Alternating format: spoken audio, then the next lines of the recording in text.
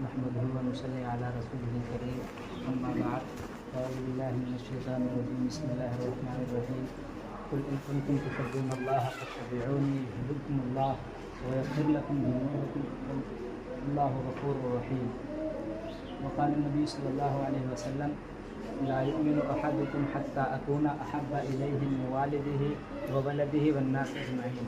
وقال النبي صلى الله عليه وسلم ثلاث من كن فيه وجد حلاوة الإيمان أن يكون الله ورسوله أحب إليه مما سواهما وأن يحب المرء لا يحبه إلا الله أو كما قال عليه الصلاة والسلام. اپنی مسجد سے اگر دور نکل جاؤ گے اپنی مسجد سے اگر دور نکل جاؤ گے خاک ہو جاؤ گے افسانوں میں ڈھل جاؤ گے. اپنی مٹی پہ چلنے کا سلیقہ سیکھو اپنی مٹی پہ چلنے کا سلیقہ سیکھو سنگ مرمر پہ چلو گے تو پھسل جاؤ گے.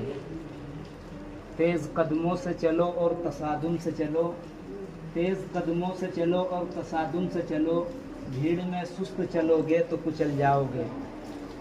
میرے انتہائی واجب الاحترام میرے محترم بزرگوں بھائیوں، اللہ رب العالمین کا جتنا شکر ادا کیا جائے وہ کم ہے کہ اللہ تعالیٰ نے ہمیں مسلمان بنایا اور رسول اکرم صلی اللہ علیہ وسلم کا امتی بنایا. ہمارے اور آپ کے نبی حضرت محمد مصطفیٰ احمد مصطفیٰ صلی اللہ علیہ وسلم ہیں.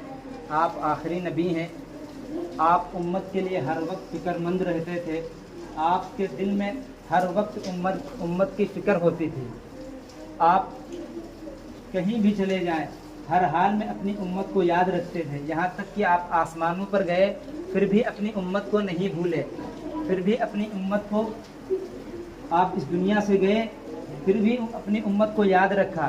انہیں تنہا نہیں چھوڑا، انہیں لابارس نہیں چھوڑا. اللہ کے رسول صلی اللہ علیہ وسلم جب اس دنیا سے تشریف لے گئے اس خیال سے کہیں ہماری امت یہ تنہا نہ ہو جائے، اکیلی نہ ہو جائے، ہمیں قرآن دے کر گئے، احادیث دے کر گئے. اب ہماری ذمہ داری ہے کہ ہم قرآن اور حدیث سے محبت کریں اور اللہ کے رسول صلی اللہ علیہ وسلم کی محبت اپنے دل کے اندر لائیں. یہ ہمارے ایمان کی علامت ہے کہ ہم رسول اکرم صلی اللہ علیہ وسلم سے محبت کریں. خود اللہ تعالیٰ نے قرآن مجید کے اندر فرمایا قل ان کنتم تحبون اللہ فاتبعونی یحببکم اللہ. اے نبی جی ان سے کہہ دیجئے اگر یہ اللہ سے محبت کرتے ہیں، ان سے بتا دیجئے اگر یہ اللہ سے محبت کرتے ہیں فاتبعونی یحببکم اللہ تو اللہ کے رسول صلی اللہ علیہ وسلم سے محبت کرے اور ان کی اتباع کرے. یحببکم اللہ تب اللہ ان کو بھی پسند کرے گا اور ان کو چاہے گا. ان کی چاہت جو ہوگی اللہ کے رسول صلی اللہ علیہ وسلم نے جیسی بتائی ہے کہ ویسی محبت اگر ہم سے کریں گے اللہ رب العالمین کے نزدیک یہ امت مقرب والی ہو جائے گی. اللہ کا قرب ہمیں ملے گا. یحببکم اللہ ویغفر لکم. اللہ نے فرمایا ہم تمہارے گناہوں کو معاف کریں گے. ویغفر لکم ذنوبکم. تمہاری خطایاں جو ہیں برائیاں جو ہیں ہم نیکیوں میں تبدیل کر دیں گے اگر تم اللہ کے رسول صلی اللہ علیہ وسلم سے محبت کرتے ہو، ان کی اتباع کرتے ہو. آج ہم صرف نام سے تو کہتے ہیں، نام تو لیتے ہیں رسول اکرم صلی اللہ علیہ وسلم کی محبت کا، لیکن حقیقت میں ہماری محبت رسول اکرم صلی اللہ علیہ وسلم سے ویسی نہیں ہے جیسا کہ صحابہ کرام رضی اللہ عنہ اجمعین کو تھی. اگر ویسی محبت رسول اکرم صلی اللہ علیہ وسلم کو ہمیں ہو جائے جیسے صحابہ کرام رضی اللہ عنہ اجمعین کو تھی. دیکھو حضرت صدیق اکبر رضی اللہ عنہ نے کیسی جب کلمہ پڑھا کیسی قربانی دی.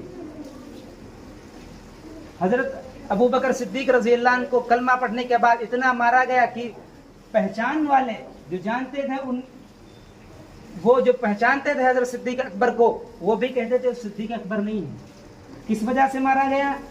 صرف رسول اکرم صلی اللہ علیہ وسلم کی محبت میں.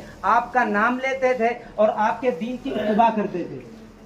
آج ہم بھی کہتے ہیں ہمیں اللہ کے رسول صلی اللہ علیہ وسلم سے محبت ہے، دین اسلام سے محبت ہے، لیکن یہ اگر دیکھا جائے تو ویسی محبت ہمارے دل کے اندر نہیں ہے.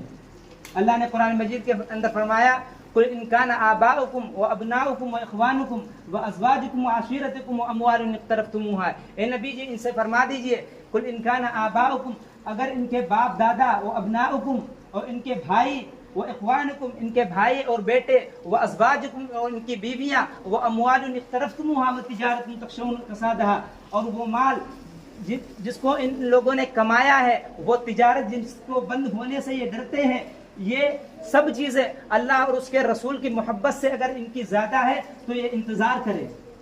یعنی ان سب چیزوں کی جو اللہ نے قرآن مجید کے اندر نام لے کر گنایا ہے، اگر ان کی محبت ہمیں رسول اکرم صلی اللہ علیہ وسلم کی محبت سے زیادہ ہے تو انتظار کرے کہ اللہ اپنا کوئی حکم بھیج دے.